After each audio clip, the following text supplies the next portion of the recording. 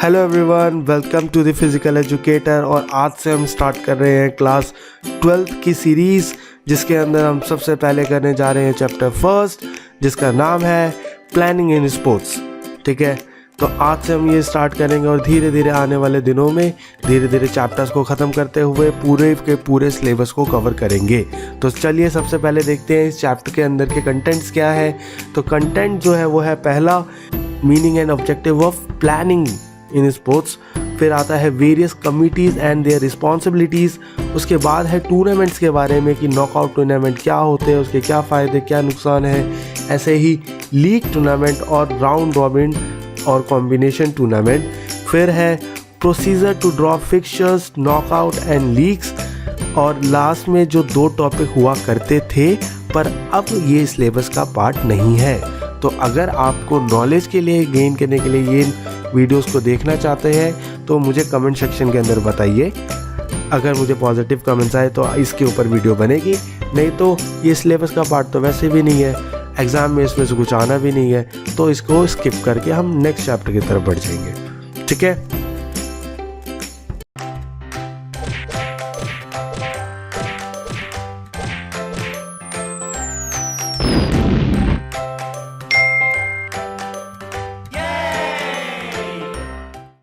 तो चलिए स्टार्ट करते हैं और सबसे पहले देखते हैं पार्ट 1 के बारे में, जिसका नाम है meaning and objective of planning.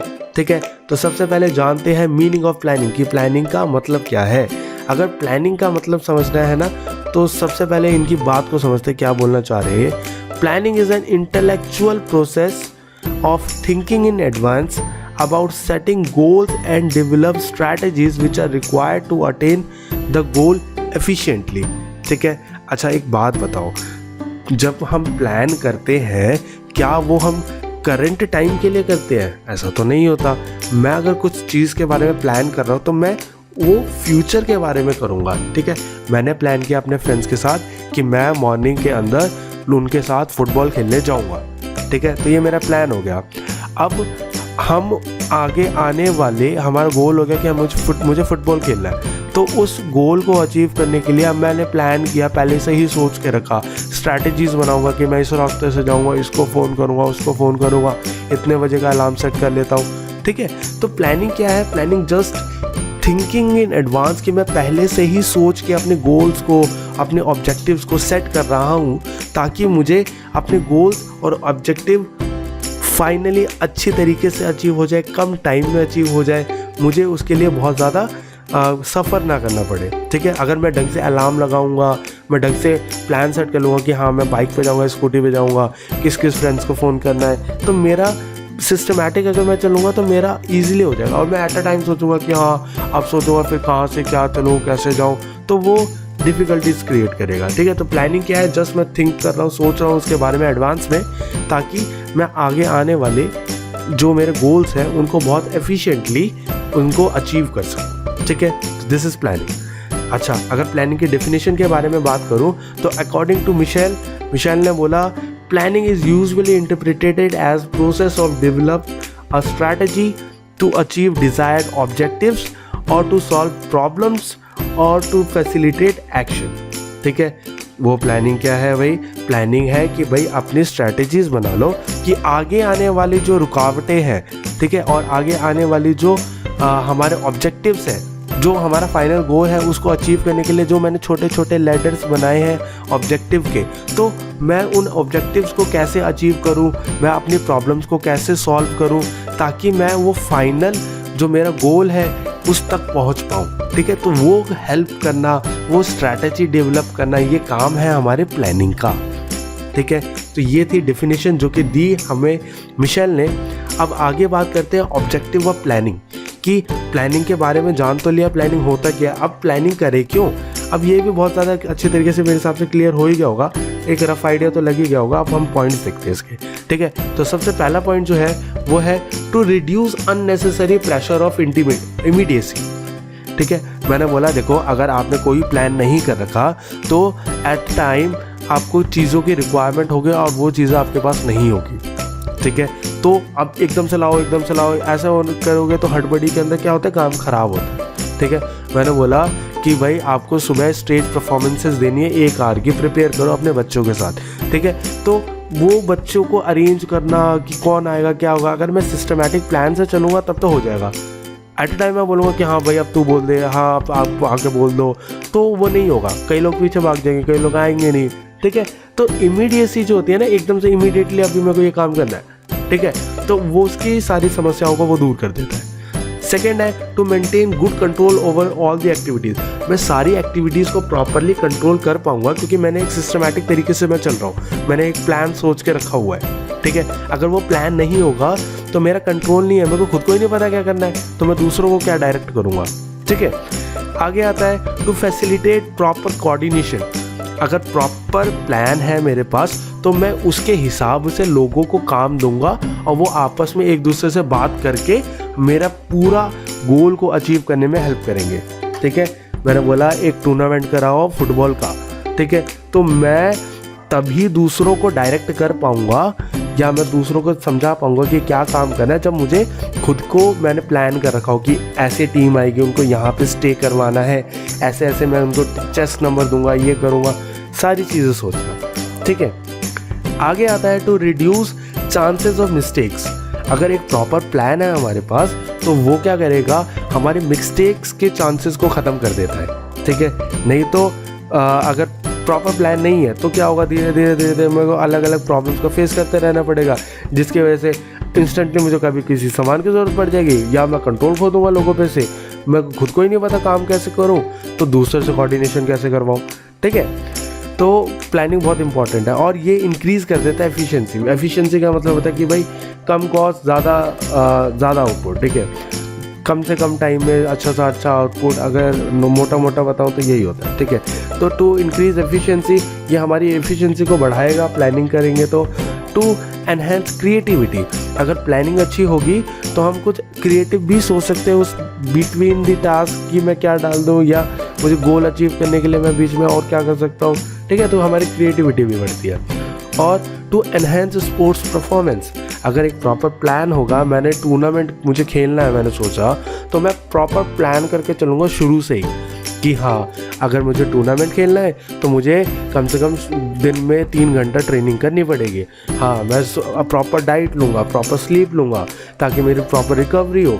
तो मैं शुरुआत से अगर प्लान करके चलूँगा तो मेरी स्पोर्ट्स परफॉर्मेंस भी बढ़ेगी और ओवरऑल मेरा जो आउटपुट लेवल होगा वो भी अच्छा आएगा, ठीक है। तो ये तो कुछ पॉइंट्स क्या कि क्यों करना चाहिए हमें प्लानिंग, ठीक है। आई होप कि क्लियर हुआ होगा सबको। अब हम बढ़ते हैं आगे की तरफ और बात करते हैं इसके सेकंड पार्ट पे, जो कि है various committees and their responsibilities pre, during और पोस्ट टूर्नामेंट, ठीक है। मैंने बोला कि अलग अलग कमिटीज़ और उनकी रिस्पॉन्सिबिलिटी क्या है, अगर वो टूर्नामेंट से पहले क्या रिस्पॉन्सिबिलिटी है, जब टूर्नामेंट चल रहा होगा तब क्या रिस्पॉन्सिबिलिटी है और टूर्नामेंट के बाद क्या रिस्पॉन्सिबिलिटी को वो निभाएंगे, ठीक है। तो हम बारी बारी से सबके बारे में देखेंगे। तो सबसे पहले जो है हम बात करते हैं, अगर मैं सबसे पहले बताऊं तो अ कमिटी होता क्या, a committee of management takes complete responsibility for the success of a competition and delegates its authority in various committee as per the variety of work, ठीक है। देखो मैंने बोला कि भाई मुझे एक काम करवाना है, मैं बोला मेरे को एक टूर्नामेंट अरेंज करवाना है, तो मेरे को अगर टूर्नामेंट अरेंज करवाना है तो मैं ऐसा ही अकेला करके नहीं कर सकता। तो मैंने क्या सोचा, मैंने सोचा देखो भाई मैनेजमेंट तो मेरे हाथ में है, ठीक है। अकेला अगर मैं पूरा टूर्नामेंट अरेंज कराऊँ तो ये मेरे बस की बात नहीं है, किसी के भी नहीं है, कि क्योंकि इतने सारे लोगों को हैंडल करना, उनकी क्वेरीज, फिर जो चीज़ें अरेंज करवानी होगी, स्पोर्ट्स इक्विपमेंट्स को अरेंज करवाना, मार्किंग्स को सेट करना, रेफरीज का काम देखना, उनको प्रॉब्लम ना हो वो देखना, तो बहुत सारा वर्कलोड होता है जो कि अकेले करना पॉसिबल नहीं है, ठीक है। तो एक कमिटी ऑफ मैनेजमेंट होती है जो कि हर कंपटीशन के, हर टूर्नामेंट के सक्सेस के लिए बनाई जाती है कि ये कंप्लीट करवाएगा इस टूर्नामेंट को, तो उसको पावर दे दिया कि हाँ भाई तेरी रिस्पॉन्सिबिलिटी है, तेरे को करवाना है टूर्नामेंट, ठीक है। तो अब वो क्या करता है, वो भी है ना तेज खेलता है, वो भी सारे काम खुद नहीं करता, वो करता है अपनी पावर को अपने छोटू को क्या करता है, डेलीगेट कर देता है, ठीक है। अपनी पावर को छोटू को डेलीगेट कर देता है, अपने से छोटे को अपनी पावर्स दे देता है थोड़ी सी, ठीक है। सारी पावर नहीं देगा, थोड़ी सी देगा। अब पावर देगा तो क्या होगा, अब उसके पास पावर आई है तो वो भी काम करेगा, ठीक है। तो वो अथॉरिटी डेलीगेट कर देता है, ठीक है। अलग अलग कमेटी को जैसा जैसा काम होता है उसके हिसाब से अलग अलग कमेटी फॉर्म करके अपनी पावर को डेलीगेट कर देते हैं, ठीक है। अब थोड़ा सा ब्रीफली देखते हैं इसके बारे में। तो देखो भाई, सबसे पहले बात करो तो एडमिनिस्ट्रेटिव डायरेक्टर होता है जो उसको मतलब सारा काम करने को मिला, उसके नीचे अगर वो पावर डेलीगेट करेगा, अपनी पावर को बांटेगा, तो वो देगा अपनी पावर एग्जीक्यूटिव कमेटी को, ठीक है। एग्जीक्यूटिव कमेटी को वो अपनी पावर को डेलीगेट कर देगा और एग्जीक्यूटिव कमेटी जो होगी वो ऑर्गेनाइजिंग कमेटी को कर देगी। अब जो ऑर्गेनाइजिंग कमेटी वाला बंदा है ना, ये एक ऐसा बंदा है जिसके पास बहुत सारे छोटू हैं, ठीक है। हमने क्या किया, जैसे मान लो स्कूल को टूर्नामेंट अरेंज करना है, तो क्या प्रिंसिपल खुद अरेंज करेगा कि जाओ भाई ये करो वो करो? नहीं करेगा ना। वो बोलेगा देखो टूर्नामेंट अरेंज कराना है स्कूल के अंदर, प्रिंसिपल ने बोल दिया वाइस प्रिंसिपल को हाँ कि आप संभालो, ठीक है। वाइस प्रिंसिपल भी क्या खुद करेगा? नहीं, वो टीचर्स को ड्यूटी पे लगा देगा कि हाँ आप टीचर्स आपको संभालना है। अब टीचर्स के पास क्या होते हैं? बहुत सारे छोटू, ठीक है, उनके पास है बहुत सारे बच्चे, तो ऑर्गेनाइजिंग कमेटी लगा लो, टीचर है, ठीक है। अब ऑर्गेनाइजिंग कमेटी के पास है बहुत सारे छोटू, वो अलग अलग बच्चे को अलग अलग काम असाइन कर देगी, ठीक है, ताकि उनको कोई प्रॉब्लम ना आए, ठीक है। तो ऑर्गेनाइजिंग कमेटी भी यही काम करती है। ऑर्गेनाइजिंग कमेटी अपनी पावर को डेलीगेट कर देती है अलग अलग काम के हिसाब से अलग अलग बंदों को, ठीक है। तो अगर मैं बताऊं ऑर्गेनाइजिंग कमेटी, तो जैसे मान लो एक टूर्नामेंट के लिए क्या क्या चीज़ों की ज़रूरत है, तो मैं बोला उसकी पब्लिसिटी करनी पड़ेगी, तो पब्लिसिटी कमेटी बना दी उसमें, ठीक है, कि पब्लिसिटी कमेटी तुम्हारा काम है पब्लिसिटी करने का। फिर ऐसे ही होती है बोर्डिंग एंड लॉजिंग कमेटी, मतलब जो टीम्स आएगी उनको बोर्ड करवाना, उनको लॉज करवाना, तो ये सारे काम के लिए एक और कमेटी सेट कर दी। फिर आगे एक रिसेप्शन कमेटी जो कि रिसेप्शन को संभालेगी। तो मतलब जितने भी काम है ना, उन काम सारे कामों के हिसाब से एक एक कमेटी मैंने सेट कर दी, एक एक छोटू को रख दिया कि भाई ये छोटू आपको ये काम संभालना है, ठीक है। फिर आ गया डेकोरेशन एंड सेरेमनी कमेटी कि वो डेकोरेशन का संभालेगा। ट्रांसपोर्टेशन कमेटी, और उसके बाद आता है ground and equipment committee, entertainment and refreshment committee, committee of on entries and programmes, committee for officials, और announcement committee, first aid committee, finance committee. क्या केवल इतनी ही कमेटी होगी? क्या और भी हो सकती है? भाई तुम्हें डिपेंड करता है कि तुम्हारा टूर्नामेंट कितना बड़ा है और तुम्हें कितनी पावर को डेलीगेट कर सकते हो, ठीक है। अगर टीचर को बहुत सारे छोटुओं की ज़रूरत है तो वो जितने मर्जी छोटू अरेंज कर लेगी, क्योंकि बच्चे उसके पास से इतने सारे हैं, ठीक है। तो सिस्टमैटिक तरीके से ऑर्गेनाइज किया। अब ये ऑर्गेनाइजिंग कमिटीज़ जो होगी वो सिस्टमैटिक तरीके से प्लान करके पूरा का पूरा एक टूर्नामेंट को, एक कॉम्पिटिशन को सक्सेस तक पहुंचाएगी, ठीक है। तो ये है पूरा स्ट्रक्चर सा कि कमेटी क्या है, कौन कौन सी चीज़ें फॉर्म करते हैं, कैसे करते हैं। अब हम बात करेंगे इनकी रिस्पॉन्सिबिलिटीज़ की, ठीक है। तो अब बात करते हैं प्री टूर्नामेंट रिस्पॉन्सिबिलिटी। मैं बोल रहा हूँ ये जो कमिटीज़ है, क्या इनको केवल टूर्नामेंट के टाइम पे ही होगा काम? ऐसा नहीं होता। इनको टूर्नामेंट से पहले, टूर्नामेंट के टाइम पे और टूर्नामेंट के बाद भी काम है, ठीक है। तो अगर पहले का बात करूँ, टूर्नामेंट से पहले क्या रिस्पॉन्सिबिलिटीज़ है, पहले क्या काम करना है इनको, तो वो आता है प्री टूर्नामेंट रिस्पॉन्सिबिलिटीज़ के अंदर, ठीक है। जो कि बात करता है सबसे पहले ये टूर्नामेंट करवाने से पहले उसका बजट बनाएंगे, ठीक है। बजट बनाएंगे और खर्चे को आइडेंटिफाई करने की कोशिश करेंगे कि उनको कितना खर्चा होने वाला है, ठीक है। उसके बाद इनका अगला काम है कि स्केड्यूल बनाना, कि वो स्केड्यूल और प्रोग्राम सेट करेंगे कि मैं किसको कितने बजे किसका मैच होगा।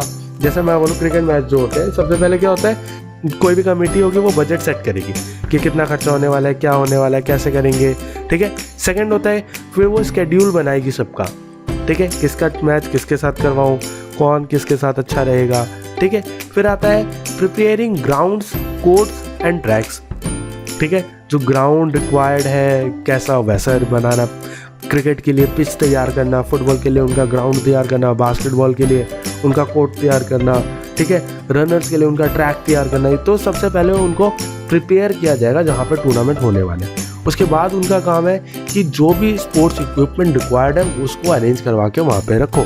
जैसे क्रिकेट वाले हैं तो वो बैट लेके आएंगे, बॉल्स लेके आएंगे, विकेट लेके आएंगे, जितने भी इक्विपमेंट्स रिक्वायर्ड है उन सबको अरेंज करवाना किसका काम है, उन्हीं कमेटी का काम है, ठीक है। उसके बाद आती है forming various committees for organising the tournament. Tournament को चलाने के लिए अलग अलग छोटी छोटी कमिटीज़ को फॉर्म किया जाएगा, ठीक है। नेक्स्ट है sending information to the participant about date and venue, ठीक है। अलग अलग पार्टिसिपेंट्स को और उनकी डेट के बारे में कि उनका टूर्नामेंट कब है, किस प्लेस पे है, सब कुछ बताया जाएगा। फिर आता है making arrangement for boarding lodging of sports persons and officials, यानी जो अलग अलग टीम्स हमारे पास आने वाली है उनको बोर्ड करवाना, उनका सामान को सेट करवाना, ऑफिशियल्स के सामान को सेट करवाना। तो ये सारे काम है प्री टूर्नामेंट रिस्पॉन्सिबिलिटीज़ हैं इन सारी कमिटीज़ की, ठीक है।